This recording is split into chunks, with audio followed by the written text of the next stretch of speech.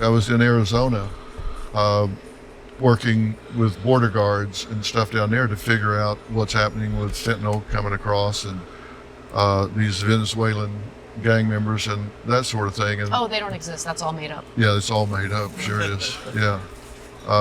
So some on the left say that we're kidding around about it. Yeah. Well, it's not all made up, I can tell you. And for some reason, they come through Arizona more than anywhere else, apparently. But they were saying, what, you got 86,000 new IRS agents? How about border agents? And how about people that process those that are trying to get into the United States legally, so it doesn't take 7 years to get an asylum hearing or 8 years to get an asylum hearing? Let me tell you something. Our birth rate has dropped to 1.6. We need at least 2.1 to sustain our infrastructure.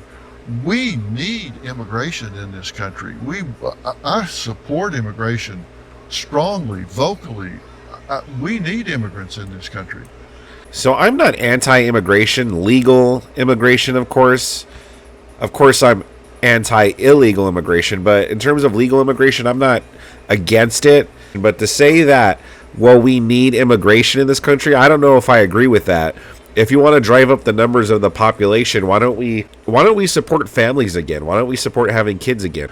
And if we don't want them coming in so strongly illegally, then we need to stop having a system where they have to wait 7 years to even get a hearing. Yep. We clog the system up where they can't get a hearing and then wonder why they're sneaking between ports of entry. Come on. We need to, how about taking those 86,000? I disagree with that. The answer to illegal immigration isn't just to make legal immigration easier. It's kind of the same logic of, well, if you want less crime, well then, lessen the laws. It's like, yeah, crime will go way down. It's like, no. And agents and training them to be people that process the asylum claims. So the answer just isn't to make it easier to let everyone in. That's not the answer. I don't have all the answers. I don't know what the answer is, but I know it's not just to make the laws easier. I mean, he's talking about people seeking asylum, but what people are coming over here? Like the people coming here from south of the border, where are they seeking asylum from? There's no wars going on down there as far as I know. You can't just seek asylum for living in a country that isn't so great. we can unclog it and get it down to something reasonable. What, you expect people to sit at the border in a tent for 7 years? Yeah, come on. Look, I agree with you wholeheartedly on that. I would do both, though. I would do the agents for the IRS and for the border. Yeah, and yes. There's this other, of course, there's this other video where Cenk says that he wants more IRS agents, to crack down on those evil rich people. And so he wants more border, he wants more IRS. Yes. We need more judges to process the asylum seekers quicker. And what's so frustrating... See, but they just frame it as asylum seekers. Not everyone here is just seeking asylum. Everyone comes over here for all sorts of different reasons. But I'm sorry, I don't think seeking asylum just because your country sucks isn't the same as seeking asylum from a war. If you want to talk about refugees from an actual war or something that's going on, okay, yeah, but that's an entirely different subject than immigration. Seeking refuge isn't immigration. It's like when they try to conflate smishmortions and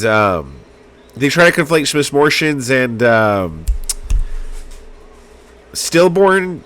Is that what I'm trying to get? Stillborn babies? When the babies die in the womb before they're born? They try to conflate those and to try to make this smishmortion topic a little bit more palatable. They love to conflate two things that aren't the same just to make it more palatable, but seeking refuge and immigration is not the same, as far as I know anyway.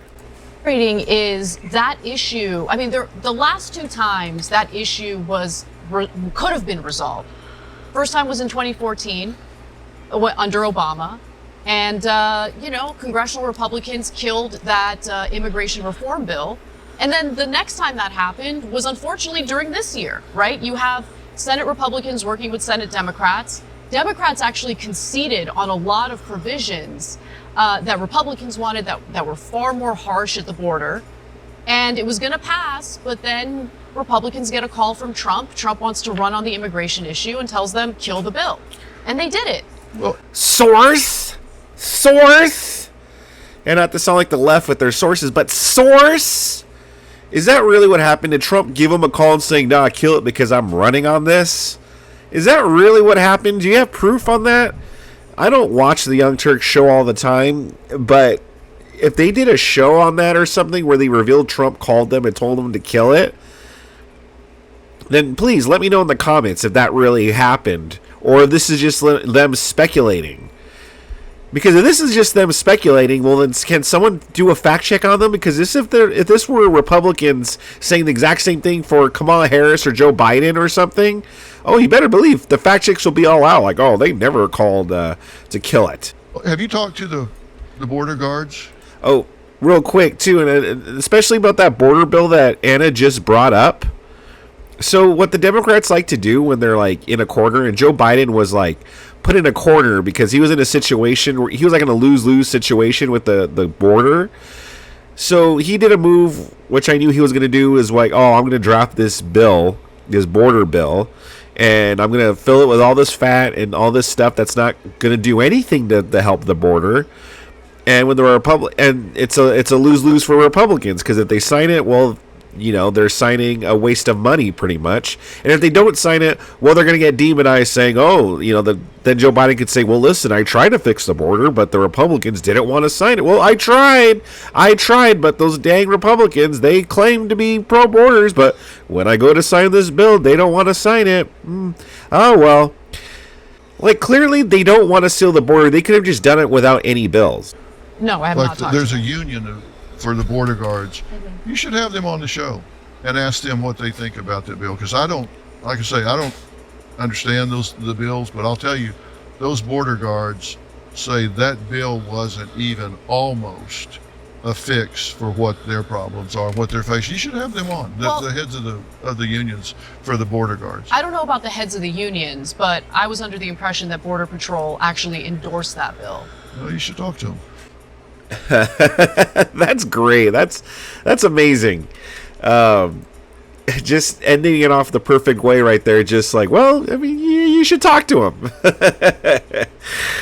Oh, that's great. And of course, they're not going to talk to any Border Patrol people or anything because, well, why would they? It's if they go on there and pretty much say what Dr. Phil pretty much just confirmed everything that I just said, that what the Border Patrol is saying, that bill wasn't going to do anything.